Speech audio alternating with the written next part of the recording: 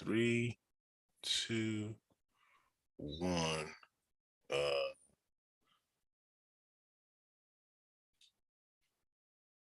Go. Hey everyone. Welcome to Great Luxury Living. We're here today with Coach Dave. Coach Dave is award-winning gold medal coach. He's coached some Olympians to the gold medal. He's coached a Super Bowl player and the NFL, for those of you who are overseas watching this. And great guy, wonderful family man, wonderful husband, has a ton of awards, UTSA track and field, ton of awards, ton of, medals. So if you guys ever want to know anything about track, this is the man right here. Again, I'm so blessed to have a chance to talk to you, Coach Dave, and thanks for being on my show today. Thanks for having me, Casey. It's an honor, man. It's truly a pleasure to be here this morning. Perfect. Thank you, man. So I wanted to kind of just ask you some questions, just learn a little bit about you and help us inspire the younger generation. Because the main reason for this podcast really has been just showing people that, hey, you can come from a different place in life and you can actually make an impact. So the goal is to show people that an impact can be made regardless of what direction that you decide to go with in this life. So what I would like to do is I'd like to talk to you, if it's okay. I'd like to talk to you a little bit about this impact, about how you've been able to make an impact, about the people that you've trained, your thoughts about how your thoughts about how you feel that the new generation should take things, and just anything that you feel like sharing. So would that be fine if we go ahead and ask some questions? Oh yeah, that would be awesome. All right, perfect. So, Coach Dave, tell us about your early life. If we had to go, I put it this way: if we had to have a Wikipedia page, right? Just think about the Wikipedia page and how it looks. How would we be able to read about that early life of yours? Yeah. So I was raised in Corpus Christi, Texas, which is South Texas. It's near the border. You're probably 8 hours from the Mexican border, from Mexico, but there's a heavy Hispanic Mexican influence in Corpus Christi. My parents were both immigrants. Both came from Jamaica by way of England. My mom was a nurse, a labor and delivery nurse, and my dad, he had a number of businesses, but mostly he was involved in fixing pianos and organs for churches. So growing up, I had that mindset of you're going to work for everything you get. I mean, even as a boy, I remember being a very, very young child and not having that same upbringing as maybe the kids nowadays have, where you get to wake up on the weekend, you're going to watch your little cartoons, you're going to sleep in until 10 a.m. No, at 7 a.m. on Saturdays, I remember vividly, and this is, like I said, as a young boy, waking up for my dad calling me, waking me up out of my bed saying, hey, I need you to help me move this piano. And I'm like, me? I'm 7 years old. I'm 8 years old. I can't lift this thing. And so being the youngest of three boys, I have two older brothers. It was instilled in us that you're going to work. We just didn't have any other way. My mom, she, like I said, was a labor and delivery nurse, so she worked nights. So most of the time when I'm getting up, she's coming home from work and going to sleep, so that way she can be rested for the next day. So we had to do our chores around the house. We had to do, we had to earn our keep, basically. There was no freeloading taking place. But I would say that there was nothing special about growing up in Corpus Christi. Corpus Christi, it's a fine place to grow up, but there just wasn't a whole lot to do, for young folks. And the same token, that could be good because there wasn't a lot you could do to get in trouble. My street was, like I said, heavy Hispanic influence. There was a couple minorities on the street and whatnot, but it wasn't a rough neighborhood, but it wasn't. It was like lower middle class is what I would call it. Um, uh, yeah, I'll stop there. No I'll problem, stop no there. problem. Hey, you know what's crazy is as you're talking about your childhood, it took me back to mine because Uh-huh. believe it or not, so I grew up in Nigeria. I Hmm. grew up in Africa, which is Nigeria, by the way of Nigeria. But when I say Nigeria, some people don't know, Nigeria is in Africa. And I hope that's, I hope that's no longer the case. But I grew up in Nigeria, and one of the things that I found out was your experience sounds exactly like mine. But I feel like mine was maybe a little bit rougher just because, we didn't have amenities like water and electricity. But in Nigeria, we're considered like the lower, I won't even say lower middle class. I'll say more like the lower class. And when you talk about your childhood experience, this is specifically where I think I relate with you, is my grandma was who would instill the discipline, and we had this process where she used to say, if you don't work, you don't eat. And it's so crazy. I mean, now I think about it, some people say, well, that might be child abuse, that might be all kinds of things, but it wasn't that she would starve us, but it was to instill a workman's like mindset in us, right? So just Right. like you, there were three of us, and just like you, our Saturday mornings, I don't recall watching cartoons. Now we watched cartoons, but we watched the later version, like around 12 or something, right? We didn't Right. watch 9 a.m. or 10 a.m. cartoons. But the way it happened for me would be we wake up at like 6 in the morning. My grandma always made sure because we had to do our Bible study and we had to pray first. That was always the first thing to do. So we wake up at 6 a.m. in the morning. Half the time I'm asleep, but once they know you're going to be asleep as a kid, they make you stand up. So I'm standing up, I'm asleep, and grandma is like praying, mom is praying, and they take turns saying the prayers each, and then they ask us to say a little short prayer. So it's like everybody, all five of us have to pray. When we're done praying, then it's like my job was to sweep. So we didn't vacuum because there wasn't really a lot of electricity. So they'll ask us to sweep the whole house, but the house is big. It was almost 6 bedrooms in the house. So what they'll ask, they will divide it in such a way where I would sweep a portion of the house. I would sweep like the living room, which is big, the dining room, and like the some parts of the hallway, which is a pretty long hallway because she had 6 bedrooms and they all faced each other, right? So I would sweep the whole hallway, the living room, and the dining room. My sisters would sweep 2 rooms, my brother would sweep 2 rooms, and my grandma would handle the rest. So, and then some days it would be like you have to do bathroom, and I mean it was divided chores to do the house. Now, believe it or not, we still had house helps, is what they call them, like maids slash house helps. And those house helps on Saturday, it'll be like the reverse. Like all through the week, they'll be the ones doing all the work and doing everything. But on Saturdays, it'll be like the reverse. Grandma will be like, you guys have to do the work. And the house helps just kind of like loaf around, like, hey, do you guys need help here? Do you need help here? Or the house help will go outside and actually sweep the front of the house. So they always made sure that it was workman's like mindset. So when you talk about how you had this experience of waking up and not watching cartoons and having to do the work, it hit me. I literally just went in a trance because I'm thinking, wow, this is like my life. I'm listening to somebody talk about my experience. So that's awesome. And that again, guys, this speaks to how Dave has been able to experience the success that he has when it comes to his career and his passion.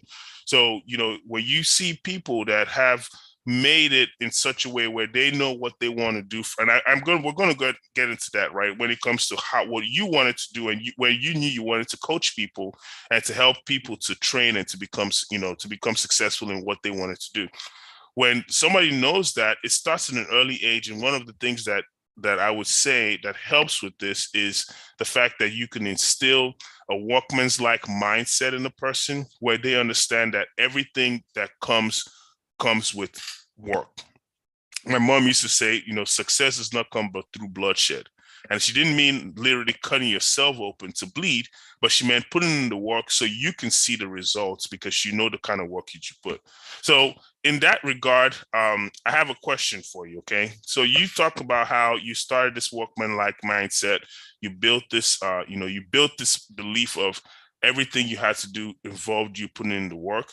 Talk to me about, the next chapter after that, right? So when you got old enough, when you knew, okay, you wanted to get into track, how was that like? And what did that look like? Or did you just happen to accidentally stumble into track?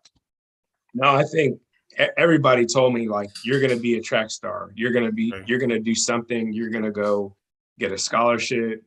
You're going to the Olympics, all this great stuff. And I had no idea. I'll never forget. And we're still friends to this day. There's a young lady, her name is Ashley Berlanga. And growing up, we were best friends. And she was the fastest girl in the school, and I was the fastest boy in the school. And we would have races around the backstops on the playground. And I would always try to beat her, because I'm like, I'm not losing to a girl, no matter what. And so going from elementary through middle school, now I'm starting to get involved with not only track, but also I played basketball and then soccer as well. And I knew I was fast because they would just kick me the ball. I would run and go get it and try and score a goal. And then the coach on my soccer team said, you know what, David, I need to put you on defense because we have enough guys that can score. I need you to be the guy that will chase down anybody that is trying to score and help defend our goal. I said, all right, coach. And I found myself playing a sweeper. So now I'm playing both sides of the ball and I'm going all over the field. So going from soccer then to basketball, on the basketball court, I would get the ball, 3 dribbles, I'm on the other side of the court. And so my mom would tell me, my brothers would tell me, everybody was always telling me, man, David, you're fast. Like you are really fast. And so I just love to run. I still run to this day. It's just something about, getting out there and releasing those endorphins, being in the sun. It's just a wonderful, wonderful experience. So by the time I got to middle school, and now I'm really seeing that I'm fast and I'm running races and I'm winning. And no matter what the race, 100, 200, 400 meters, I'm excelling. I get to high school and the coach says, hey, I need you to run cross country. And I'm thinking, cross country? Oh, now you're doing long distance. I don't know. And he said, and I didn't really have a first name with him. He always called me Burnett. That was my last name. He said, Burnett, look, you need to get in shape for basketball and for soccer, because I did those in high school as well. He said, now doing the longer distance is going to help with your endurance. It's not going to kill your speed because you already have a good speed base. So I was just doing what my coaches told me. I didn't ever backtalk any of my coaches from elementary all the way through college. It was just, you hear the words trust the process nowadays. I was just trusting the process. I was trusting that, God had something really, really big in store for me. I see that now. And back then I was thinking, well, my mom says, do what your elders tell you, do what your coaches tell you to do. So that's what I did. And so when I got to high school and I was excelling in mostly in basketball and in track, I started getting some scholarship looks. And so I was getting letters in the mail and I'm getting all these opportunities. And it was kind of heartbreaking because by the time it came time for graduation, I didn't have the grades. I didn't have the grades to graduate with my graduating class. I was one credit short of graduating. So somehow there was a health class that I just never took. And so I was half a credit short. So I didn't get to graduate with my class. I had to go to summer school and take it's kind of like a dual credit class through Texas Tech online. And so that was very humbling, everybody's talking about where they're going to college, what, when they're moving. I had friends that were already moving, that were going to UTSA, which is where I ended up going to college, but they were already moving up there in the summer. They had jobs, they had apartments. And I'm like, man, I have to work to help to fund my college, but also I don't really know if this is where I'm going to go, because the coaches up there told me, don't come to a Division I school, go to a junior college, get your associate's degree, because they saw that they didn't think that I was quite ready to make that move up to a 4-year university. I didn't listen to them because my oldest brother went to UTSA, had a great experience. And, originally I was wanting, he had an opportunity to talk to a friend of his where I was going to go to University of Oklahoma. And everything fell through going to OU.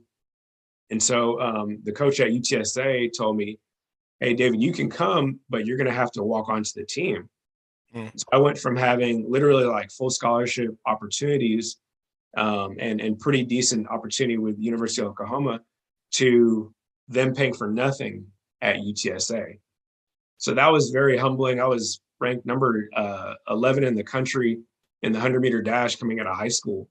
And to have zero scholarship was, it took me back, because I was beating everybody when I was competing in high school. And then I get to the regionals and state, it starts getting a little bit harder. So I knew when I got to college, okay, it's going to be challenging, but I just didn't know how big this earth is and how many talented athletes are out there. I was just focused on my abilities and what everybody told me that I could do. David, you're fast. You can go to the Olympics. You can do this, that, or the other. And so, my grandma told me a closed mouth doesn't get fed. She's 94 years old now, this little Jamaican lady, but she packs a big punch with the words that she speaks. And I always, keep that in mind when I'm speaking to the athletes that I coach, because it's not just that I tell them, don't focus on how I'm saying it, but what I'm saying, because that's the point of emphasis. It's not the inflection in my voice, because I'm passionate about what I'm talking about, just like my grandma is passionate about those words, and it's still stuck to me to this day. So when I think about a closed mouth doesn't get fed, I think about the fact that, again, my mother told me, you have to work for what you want in life. You're a job opportunity is not just going to fall in your lap. A scholarship opportunity is not just going to fall in your lap. Financial blessings aren't just going to fall into your lap.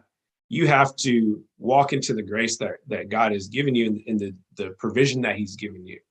So, it's just, I've learned throughout the heartbreaks and the struggle at the same time, not to just be a product of my circumstances, and I think that's what's really helped me throughout that journey of like knowing that I was fast to being fast to then be able to now coach other people to be fast as well.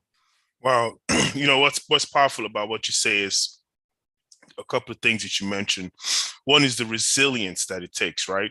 So when a person is in the position that you're in, and I like what you mentioned the most about is the fact that there are kids out there, right? There are people out there that could face some adversity. You think about guys like Cam Newton, right? That's kind of someone who came to my mind. Cam Newton was a person who played football, who had a chance to go to a school like Florida. But before he did, he had to play in a junior college, right? So he can get a chance to eventually play in Florida and then become a championship coach, a national championship coach, national championship player with Auburn, right? Because he won his national championship with Auburn, I believe, right? Right. So right. Cam Newton was so, and then he ends up going to the Super Bowl, gets drafted number 1 and goes to the Super Bowl. But what people forget about with Cam is that he was someone that had to overcome so much adversity. And it sounds like you experienced the same thing where, they said, okay, well, grades weren't that great, so we're going to not allow you to now go to school. You have to take a harder path. So while everybody else is kind of cruising along, it's easy for you to have said, man, this is not something that works for me just because of this.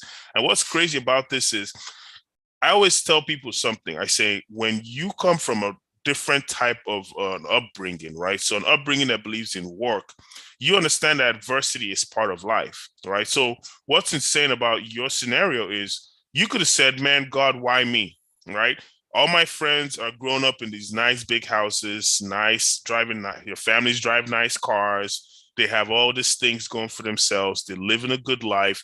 And then all of a sudden, they get to go to college, their life, they're not even worried about how college is getting funded because they feel like, hey, either mom and dad are going to help take care of it, or if mom and dad doesn't take care of it, I have, scholarship or financial aid, whatever. And you then go from knowing that your college is going to get paid for to now uncertainty, right? And now saying, I have to actually work for this. I want to be in this part and I have to work for it. So it's so amazing to hear. And I hope that people who are watching this, if you're an athlete and you're somebody who wants to, who's facing with any kind of adversity, say you might have broken your leg, or say you might have, twisted your ankle or something that now puts you in a position where you're thinking back to yourself and you're like, man, is this something I want to do? I want you to listen to Coach Dave's story again, right? Because you have to understand that this is something that you really want. And he really wanted this. He wanted to be this track star. He wanted this. And it's also started with the childhood. So this is the second part that I'm going to go to, which is, as a young man, there were seeds that were planted inside of you. And I can talk about this because in my life now, I'm seeing certain types of success. And this success is coming around because of the seeds that were planted in my life at a young age. So let me expand on that a little bit. So when I was a kid, my grandma used to always tell me that she always had a dream about me. And she would say, I had a dream about you. You were in a suit. It was a blue suit. And you were getting out of a limousine, and you had a driver, and you were just this wealthy man. And I would look around and I would say, we don't even really have a car here, like the car in front of the house is my uncle's car. We're surviving because my grandma had out of her 5 kids, 2 of her kids were doing very well. So they were helping with the house. And my mom was struggling. She was a single mother in a third world country. So it wasn't like a single mother in a country like the United States where you can get help. She's a single mother in a third world country where now she's having, family members to really be the ones to help her. So and my grandma would say these things about, oh, I see you in this position. I see you in things like this. I'm thinking like, what the hell are you talking about, lady? Like, do you see where we are? Stuff like that doesn't really happen. But what I realize now at my age is these were seeds that she was planting, right? And when you plant a seed, it's not going to instantly germinate. You're not going to automatically be able to harvest a tree out of the seed in a day. It takes a while. But what that seed does is it creates some kind of resilience in you. Now you believe in yourself. You say, hey, even if I'm faced with adversity, because I've faced so much adversity in my life. I've had, from deaths of very close people. I don't have both my parents. And I think that's something we share. Both my parents are deceased. And I've had to move to a new country by myself, not even knowing where I was going to sleep, having to stay, be a homeless person for a short period of time, to now the position I'm in where I have multiple properties that I own, and I'm in a position where I can help other people be more successful. So to get to that point in life, it shows that those seeds actually do germinate if you would give it time. And then more than anything, I love how you said, trust the process. We hear that when people talk about NBA and the 76ers and talk about the process, and it's a cute word to hear.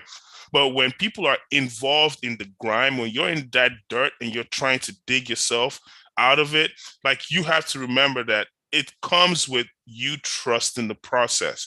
And it's not just specific to just simply track and field or real estate or anything. It's something that applies to any walk of life. If you get involved in it and you do the right thing and you believe in yourself and you say, this is something that I'm destined to do, man, the magic happens, man. I mean, the magic happens.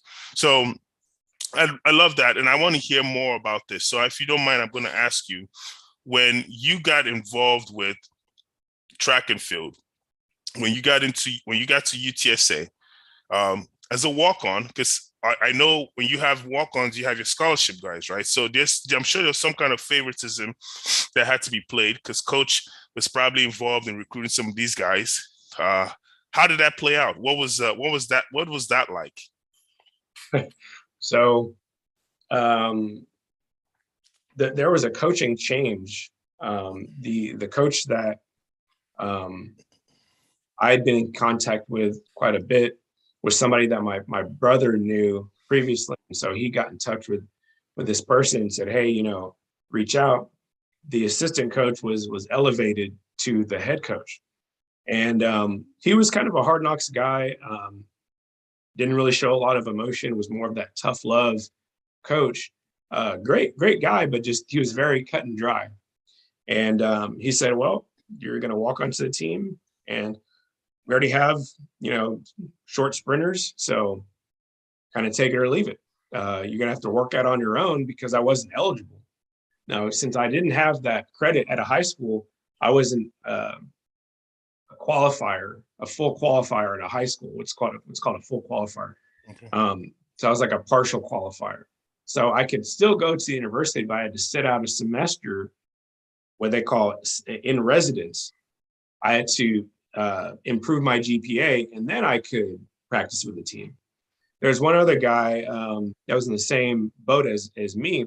His name is Wayne Sadler, and we ended up being able to practice together. Even though Wayne was a decathlete and he was doing a lot of events, different practices than I was, we could do a lot of the conditioning workouts and sprint workouts together. So instead of just commiserating together, we grinded together. We held each other accountable. I had a couple other teammates, Willie Saunders, Justin Youngblood, Brian Wolf. We all kind of lived close in these apartments together, the Maverick Creeks in San Antonio. A lot of good memories. And they would come over to my apartment. I had a 1-bedroom apartment because, again, I didn't have the opportunity to have the dorm experience ever. In college, I always had an apartment. Those guys would come over to my apartment, just knock on the door. Hey, get up, let's go. And I'm like, what? Hey, we're going to play football in the parking lot. Hey, we're going to the cafe. Hey, we're going to the grocery store. They made sure that I wasn't just stuck to my own devices in my house by myself, where the enemy is going to attack me. They said, no, you're going to get up over here, bro. You're going to come over here and you're going to be with us, come into the light. And so they were really good influences to me, because that was really tough. My freshman year, I lost my dad. He died of a stroke. And so I had only been in school maybe 2 months when that happened. And we had to go over to Jamaica. I was in Jamaica for the whole first semester of school. Now, remember, I just talked about how my coach in college said, hey, you're going to have to practice on your own, earn the grades, this, that, or the other. Well, when you're trying to take your courses overseas and the internet connection goes out, you don't have your books, you have other things on your mind, like your dad just passed away, and my mom is grieving. I can't even process everything that's going on. Like, I just lost my dad. And I was working a job at the student rec center, because, again, as a walk-on, my school is not paid for. So I had to take out some student loans and work a job. I was trying to make sure that I wasn't in too much debt. And my mom, she was doing what she could, but now she's a widowed mom, parent, that's trying to help not only myself, but my older brother, who was just finishing up at Baylor. And that's a private school. That's a very expensive school. Mm-hmm. So we were all doing what we could, but that was very difficult, because now I come back to UTSA after the burial of my dad and everything. I had like a 1.9 GPA my first semester. It just horrible. And that's doing the best I could, given the circumstance. I was really doing the best I could, but mentally, I was just not there. I'm taking these tests, and it's almost like you're just close your eyes and just guess. Even though you've studied, your mind is just somewhere else. And so I come back to school, and the coaches say, you know what, we need to change you to a 400-meter runner, because we have enough 100, 200-meter runners, but we need a 400-meter runner. So if you want to be a part of the team, you're going to be a 400-meter runner this season.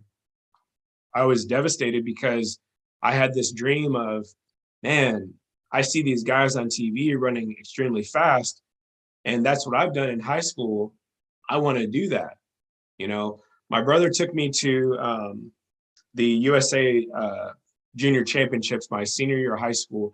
Even though I had a hurt hamstring at a high school, I hurt my hamstring at the regional meet and didn't run as well as I wanted to run. And so I didn't qualify for state in the 100. And then my 4x4 team, they ran without me and just missed qualifying for state as well. And so it was kind of disappointing, but at the same time, when my brother said, "Hey, I'm going to take you out there so you get that experience." So you're thrown into the wolves with these guys, and you see guys that are going to UCLA and Florida and LSU, and you're running with those guys. So by the time you get to be, a sophomore, junior, senior in college, you've been battle tested. You've run against the best. And it was an unbelievable experience because when I lined up with those guys, in my heart of hearts, I knew I wasn't ready to run my personal best, but I knew I was going to give my best. And that's what it showed me when I went through that experience with my dad, is that all I can do is my best. I can't, go out there and be this 4.0 student because I just wasn't mentally into my exams at the time, and I can't run with my teammates, but I'm going to train as best I can overseas. So that way, when I come back, the coaches say, "No, we're not giving you this opportunity because we're pitiful of you.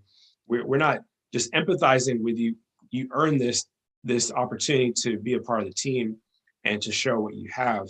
And so, I was able to finish out the season, with mediocre times my freshman year. Worked hard in the summer. My friends, my teammates said, "Hey, stick around this summer and let's go to work." I got a job.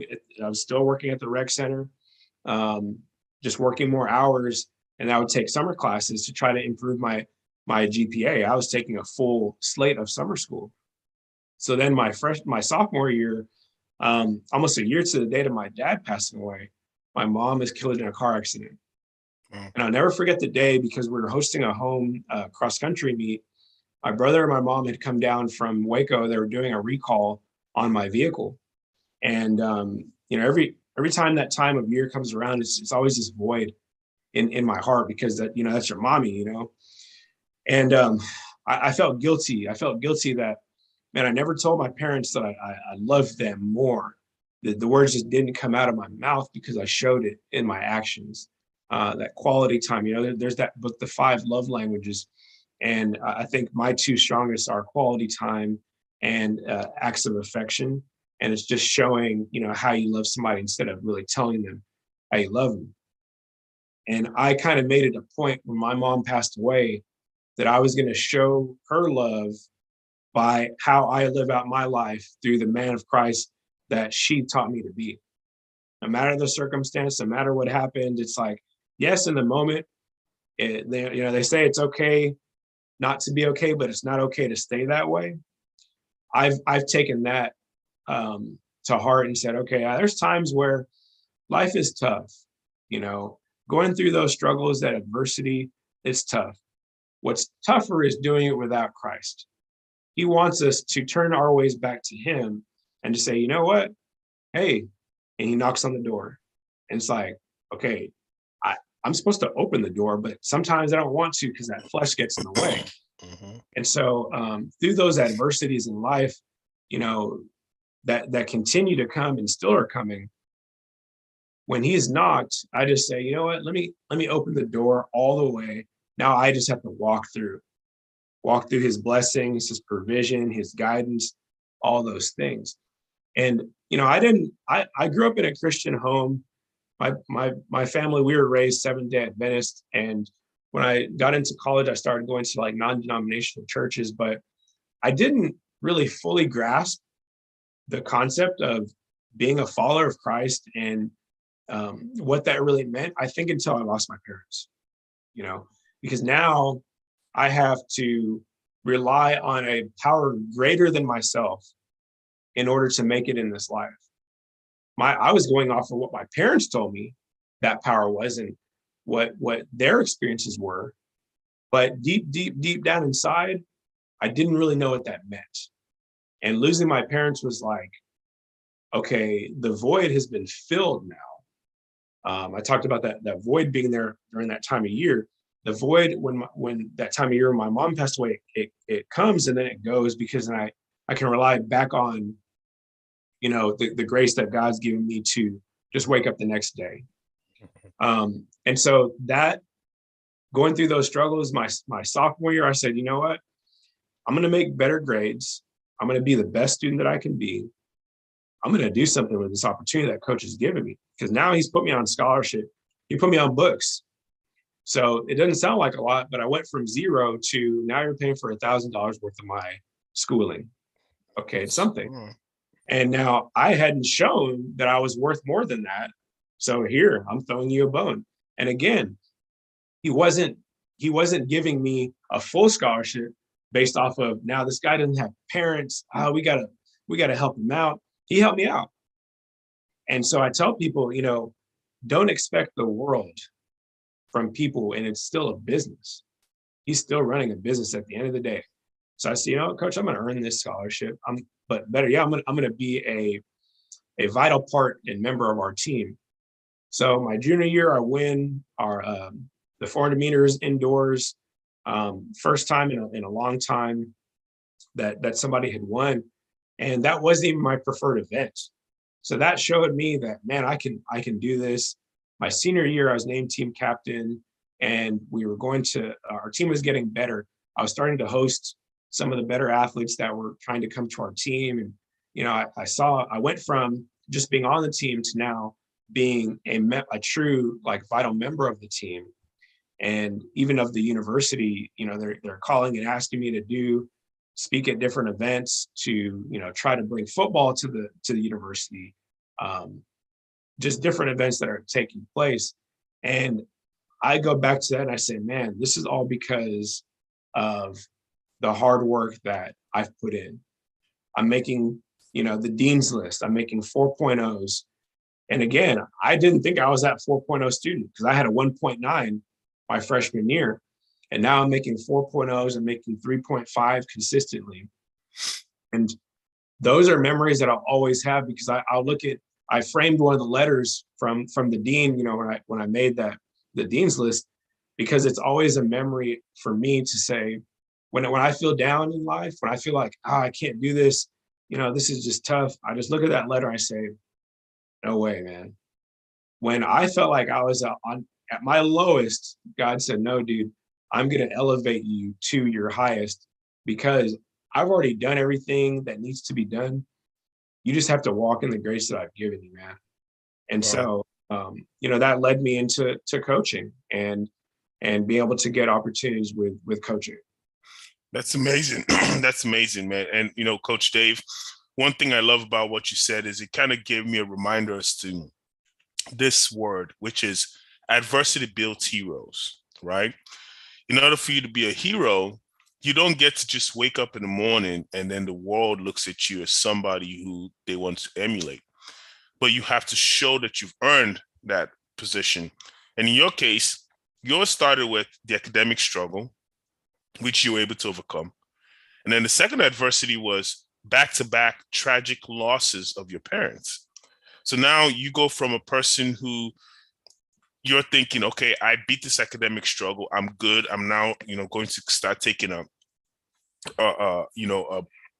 upward trajectory towards what I'm hoping will be a long, nice career in track and field.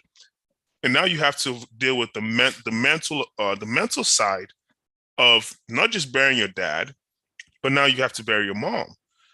And what people don't understand is, for those of you who are listening on to this, is that when you have both your parents, there's something about that comfort, right? T.D. Jakes says this the other day. I was a message I was listening to about 7 years ago was when this message came out. And he talks about how, when we're in the car with our parents, and he used this to liken us to being in the will of God. And he says, when we are in the car with the parents and we're driving, the question we always ask is, are we there yet? Right? When you're a kid, you think about it, you're asking, Dad, are we there yet? Right? I mean, I have a son. I know you have, young ones as well. And they ask those questions, but he says, regardless of the answer of the parents, the child doesn't have any concerns because they know at the end of the day, daddy or mommy has the will, right? So they're not worried about the direct how things are going to go. So he says that when we deal with adversity sometimes in life, we ask God, are we there yet? Right? But what some of us forget to do is what we did as children, which is we ask our parents give us the answer because God would still tell you, no, you're not there yet. By the things happening in your life. And then instead of saying, okay, God, I trust you, and just leaning back and allowing it to happen, now we try to take it into our hands, right? We try to take the will over, but we're children. That's not our job. So when you talk about your experience and you talk about, the adversity you had to overcome, you talk about now being a team captain, at the end towards, your senior year in college, and how you were just go from a walk on somebody who had to earn $1,000. I mean, $1,000 out of a $15,000 or $20,000 a year education is nothing. But now you go from that to being an integral part of this university, where now they're asking you, hey, we want you to help us with ABC. Means you were not just someone that was just going to make it through the process. You are now the process, right? You are now a part of the process. You are now the value proposition, which the school could say, look, this is who we are. Right, we are a school that believes in hard work. We're a school that embodies, value, and we're a school that embodies someone, people that overcome adversity. And guess what? You became the face of that, and that's something that is so huge, because when you talk about being able to tap back into that well, whenever you're faced with, any doubts, or you're put in a position where you have to remind yourself, hey, this is who I am. You already have those resources. So what I'm saying, folks, is for those of you listening, think about it from this perspective. When you've gone through a journey in life, and this is going to be, a silly little plug here, but I have a book called Money and Experience, How I Made It from Zero. And in my book, I talk about how journey plus value equals money and experience. Now, the money part, a lot of people like that. I do personally too. But it's not just the dollars and cents when I talk about money, right? Excuse me. So when I talk about money, it's not just it's not just dollars and cents. When I talk about money, I mean that currency of life, right? Because money is not just a piece of paper. If you guys remember back in the early 1900s, or maybe even 1800s, before the US dollar was in circulation, people used to exchange, they used to have a barter system, right? Mm-hmm. And you think back when gold was the money. People used to be able to carry gold coins, right? So we went from the gold coins or silver coins to, green pieces of paper and things like that. But what you have to remember is money is just a process of being able to exchange something for something. And you become that part, you become that value, you become that money, if you will, right? You become something that now the school can say, look at what we are as a school. This is who we are. This is what we've become. This is why we want your kids to come and play football here, because we make Davids, right? We make Coach Daves in our school. That's who we're embodied about, right? So by being able to show the world who you are, you had to experience so much fire that a lot of people probably were not aware of. And that's what's crazy about it, is with all that adversity, with all that mental turmoil, you still rose above. And that's kind of why I want people that are listening to this to remember that your journey in life, what you're doing right now, that journey, that mental turmoil that you might be going through is unique to you. Excuse me. And because it's unique to you, it's your responsibility to remember that you're going to do what is possible to use this as a story. Excuse me, I have a frog in my throat. So, Coach Dave, if it's okay, tell us about what happened next. Like, how was the transition for you from the college, senior, and what happened next after that? How did you get into coaching? Yeah, so my senior year, I had the opportunity to be a volunteer coach with the women's cross country team. I recognized with the women's coach, she was the distance coach, that she was very knowledgeable. She had represented Team USA as one of the coaches for the World Championship team.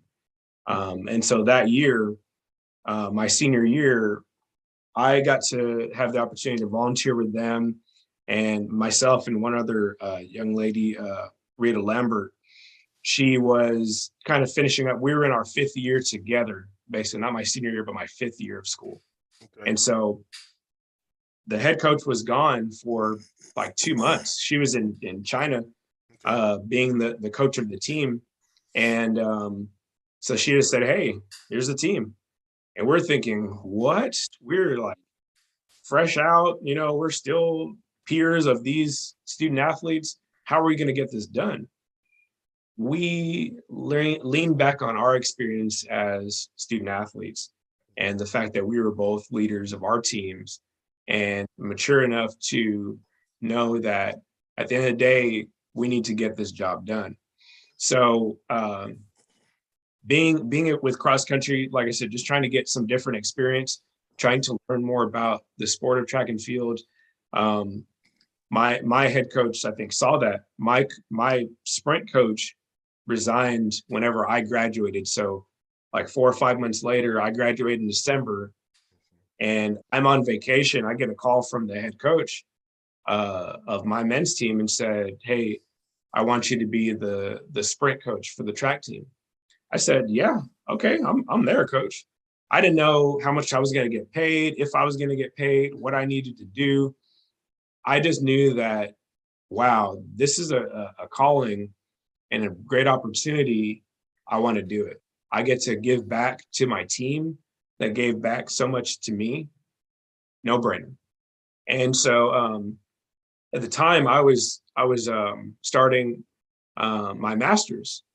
And so that was very difficult, doing, schooling for my master's and now having a full-time job, and having the responsibilities that came with that. So I was able to coach, and it's not common, that you're 21 years old and at a Division I university like that. But I had that opportunity and stayed there for 6 years total, between the volunteering and then coaching full time. And we had a lot of success. We were ranked top 25 in the country. We won, like 10 championships in the conference. I had athletes that were winning individual championships and breaking school records. Had a guy run under 10 seconds in the 100-meter dash. And so for the rest of my life, I could say I had an athlete that did that. And there's not a lot of people that could say that in this world. And so I was accomplishing things that, again, at a young age, that a lot of people don't really have the opportunity to accomplish. And so I just kept telling myself, God is blessing me. God is blessing me. I'm going to continue to give back to the sport and just continue to allow and see how God blesses me.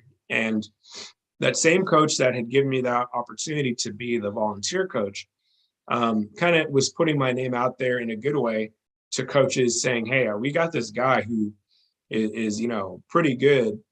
I think he might have the opportunity to, go and branch out, get out of the comfort zone, and you can always come back, if that's what is in store for you." But I started to get calls like from University of Louisville, and I didn't take it. And at the time, I think I was scared because I was in my comfort zone. I was in my comfort zone of UTSA and San Antonio, and I'd been there for a long time, and I knew people. And now it's like, man, I have to go across the country to a place that I don't know anybody and kind of start over. And so it's not that I regret not going, but again, I think that maturity wasn't there yet for me. Even as I think I was 23 at the time, 23, 24-year-old, to branch out on your own and do that. But so then fast forwarding, I got an opportunity I just gotten married. You know, me and my wife met while we were both in college at a leadership conference. We were both student leaders, and we stayed in touch throughout the years. And um, you know, we ended up getting married, and I ended up getting an opportunity to after UTSA go over to Washington and coach. And so now we are both in the uncomfortable, unknown, um, the furthest point in the US, basically, one of the most unchurched areas in the whole country. And a place where, you know, it's very beautiful, but it also rains quite a bit because you're in the Pacific Northwest. And so we had to rely on God. And now starting our relationship with each other, rely on each other to be positive and, you know, complementary to each other, and that sort of thing. And so that was a journey in and of itself, because I got married in May, got the job in June or July, and then we moved in August, Wow. totally cross country. Wow. And it was a beautiful time in our lives. Like I said, I wouldn't trade it for the world, because you know, even though I ended up leaving that university for a different job, kind of to, you know, come back home closer to family, it was needed. It was needed in our lives to, again, you know, it's like you step out into that abyss, but you always know that God's got your back, and you know, He is your back. And so at the same time, even though I was fearful of going out there, I knew that, you know, we were going to be able to do it together. And throughout the whole journey, Casey, I had so many influential people. My boss, Pee Wee Housel, he literally came over my house first day I was there, and dropped off a lawnmower.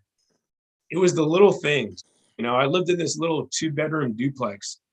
He dropped off a lawnmower and said, "Hey, your grass is pretty long. You might need this. It rains a lot here." He would take me to work. You know, we sold my vehicle whenever I moved out there, so we just had one vehicle. And I would bike to work every single day. It was about 3.5 miles. And, you know, you hear those old stories of people say, "Oh, I walked to school uphill in the snow, in the rain." I biked to work uphill in the snow and in the rain for 3.5, almost 4 years. Wow. And it was a pretty big hill getting up to work every day. And never once really outwardly complained. Inside, you know, there was days where I'm like, "Man, this is tough." Yeah, you're human. You know, you're human. But at the same time, I said, "You know what, this is going to make me stronger, not just physically, but mentally.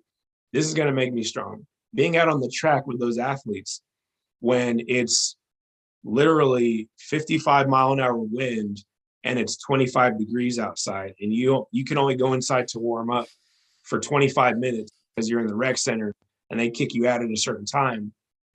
Okay, those are the cards that were dealt to us. This is what we have to do.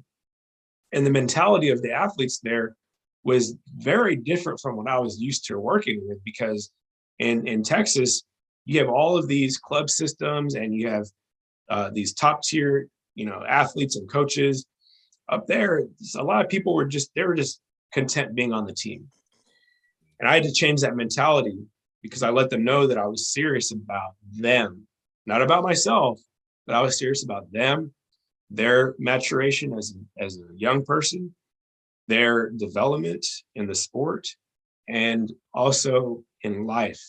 And so the relationships that we built, I think, led to, and I know led to, a lot of the success, the championships. You know, I was a part of athletes that won um, a national championship at Western Washington University, and, you know, top 10 teams in the country. But all of those accolades, they do not pale in comparison to the life change on not only myself, but also those student athletes in that time that I was there. Wow. Man, you know, and what's amazing about all of this is this is a true example, folks, of someone who did something that not only that he loves, but embodied it, made it his own, and changed cultures, right? Because that's the most crucial part, is the ability to show that you can change cultures. You can make people become their best selves. And there's nothing more fulfilling than that. The reason why I started this, with YouTube and with, my channel and just sharing real estate knowledge and all these things that I've been doing, from the book to my real estate course that I have and the real estate videos that I've posted. The only reason that behind all of this is to let somebody else who is coming behind me be their best self that they can be. And when you talk about how you have this passion, you overcame this adversity, you got an opportunity, and then not only that, the opportunity didn't come, with roses and gold and on the gold platted street, right? It wasn't, oh, now that you got this opportunity with Washington, they gave you this massive home, they gave you the cars, and you're driving in Lambos, and I mean, you're living the best possible life. It was another grind. It was like you go from one grind to another grind to another grind.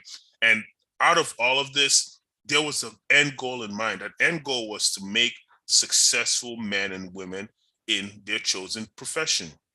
And in this case, it's track and field. And that's where the reward comes from.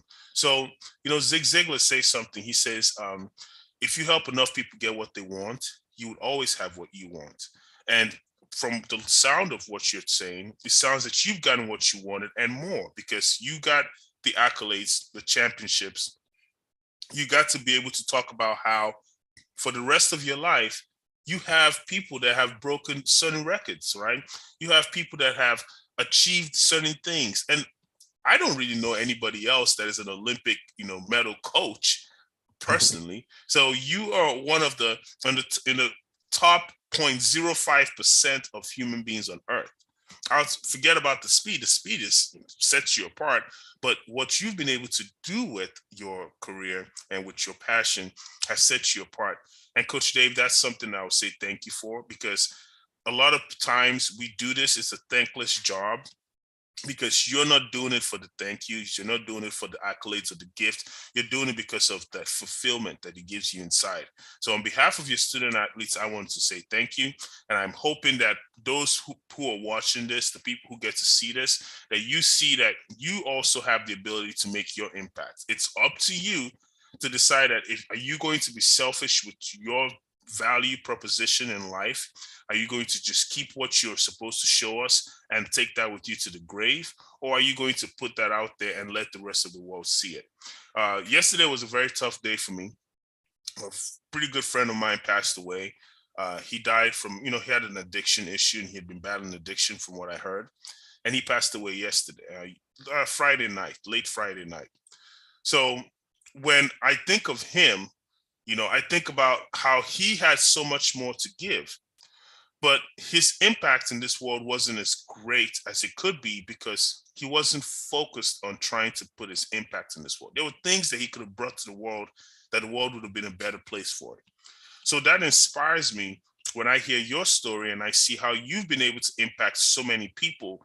And I say, I don't know how long that God has given any of us to live. I mean, we don't know what tomorrow is going to hold, right? If the world can end tomorrow, unfortunately, that's just the way the world is. The way life is nobody has any guarantees. So because we don't have any guarantees, what's crucial is the opportunities that we have to make an impact. What are we doing with it? And in your case, Coach Dave, you were able to embody yours. You were able to put yours out there, and you're able to help people be more successful. So again, thank you for that. What I would like to ask is, just one more thing.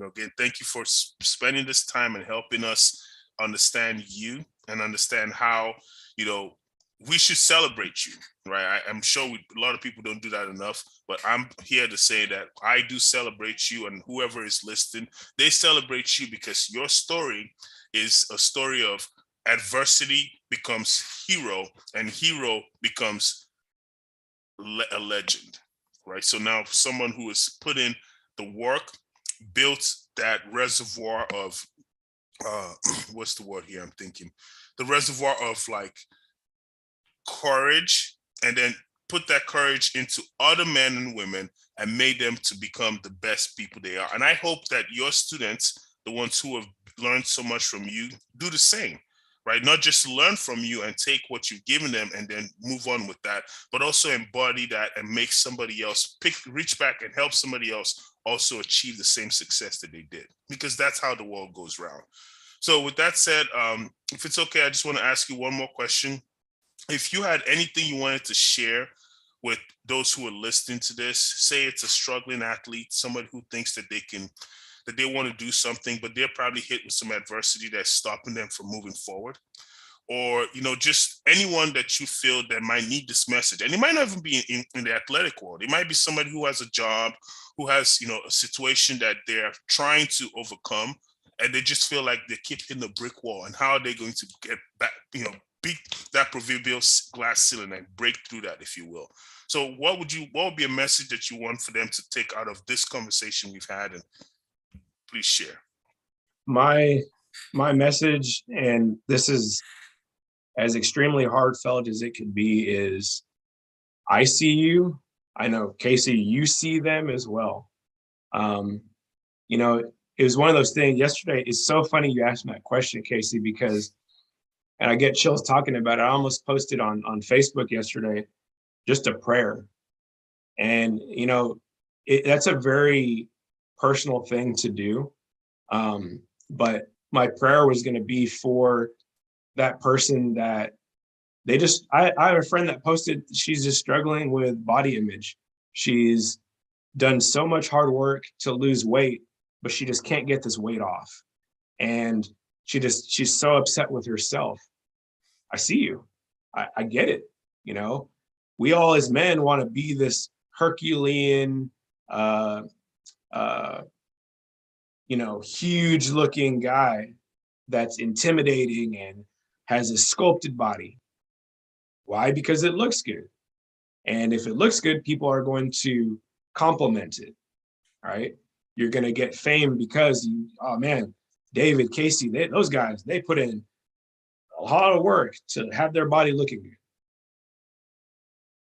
And for me, my message to her would be, look, you have the tools that you already need in order to look good, but it's just a matter of seeing yourself through how God sees you, which is a beautiful son or daughter, no matter what. The job struggles, I'm there with you. I see you. It's going to come.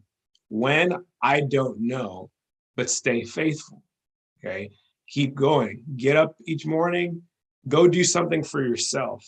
What I mean by that is, I'm a person that, as a coach, as a servant leader, you empty the tank by giving a lot.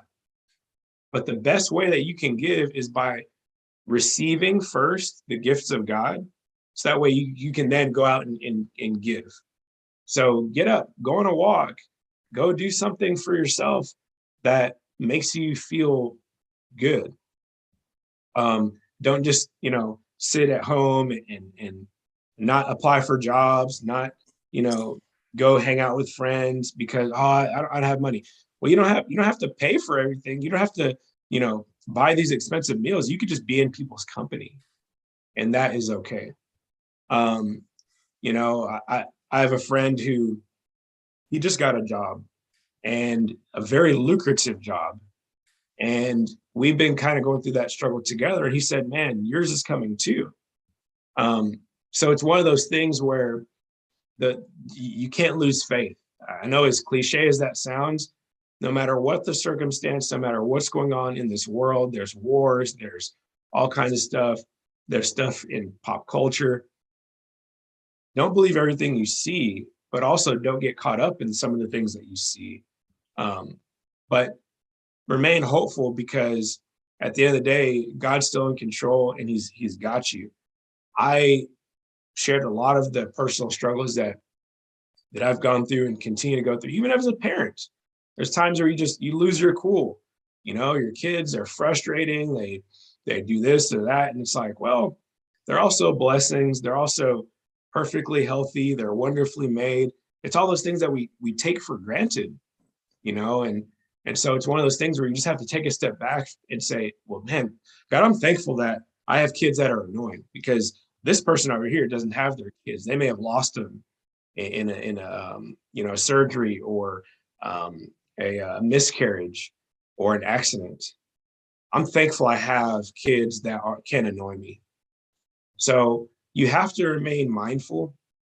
Man, that time where my wife upsets me and makes me mad because the pet peeves I have, man, I need to communicate more with her, because I'm thankful I have a partner that can compliment me and can come alongside me through these struggles and can come alongside me to walk in life.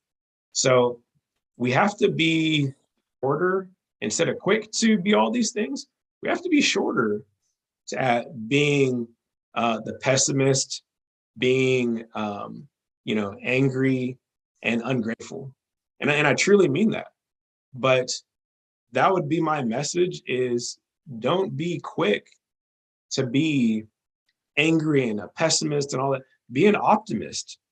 Be thankful for what we have in life, because I could not imagine, Casey, being over in Ukraine and having to wake up and wonder if, man, are they coming? Is my freedom at risk? We don't have to worry about that in America. You can do whatever you want to do. Um, and that is a privilege. And so, to all those that are listening and that are going through struggles in life and don't think that they can make it, they don't think that they're good enough academically, they don't think that they're good enough athletically, you have to put in the work to get where you want to be in life. Be realistic with what you're trying to get in life. If you're not an Ivy League student, don't look at Ivy League schools. Look at schools that are more closer to the talents that you have. If you feel like you want to go to the NFL or the NBA or be a professional track athlete, there's a lot of steps that will have to take place to go along the way. But you have to put in work. You have to go to the gym. You have to take extra shots, do all those things. And so, put in the work, but I see you. And I struggle with you. I've been through a lot of the struggles that a lot of people go through, but I also empathize with those that are going through those struggles, because at the end of the day, it doesn't make it any easier. But you have somebody that can empathize.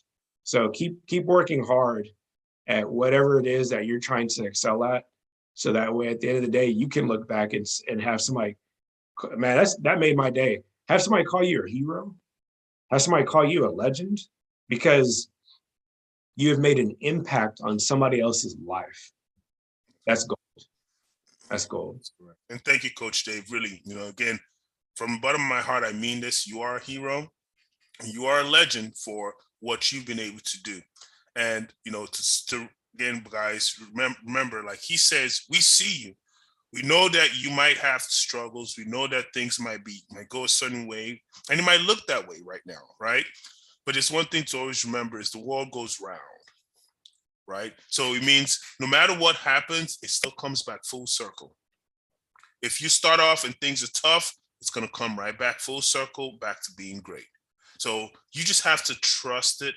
You just have to remember that your attitude is what determines your altitude. And that's what Coach Dave is also saying, is remember, gratitude and attitude gets you to your altitude. It's those two things together gets you to where you want to be. If you choose to wallow in pity and in pain, then it's harder to get out of the rut. But like Coach Dave's saying, listen to his story, see that he's had to overcome adversity. We all have had to overcome adversity to get to a point of success, to get to a point where you can make an impact in people's lives, which is the real reason why we're here. Nobody's here to, you could, no matter how many cars you have, no matter how many houses you have, no matter how much money you have, that doesn't change what our true purpose on life is, which is the impact, to be able to make an impact in somebody's life. So your ability to make that impact, we still count on you to bring that impact, and we see you. So Coach Dave, thank you so much for that message. Again, we appreciate you so much. We thank you very much for taking the time to share your story with us. Um, Um, I'm so honored. I'm floored by a lot of things that we talked about today. I've known you for a while, and I didn't know a lot of these things. So, thank you so much for sharing.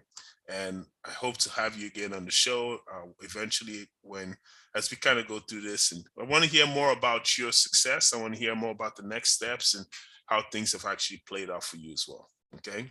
for sure, Thank for you. sure. Thanks a lot, Coach. And again, guys, thanks a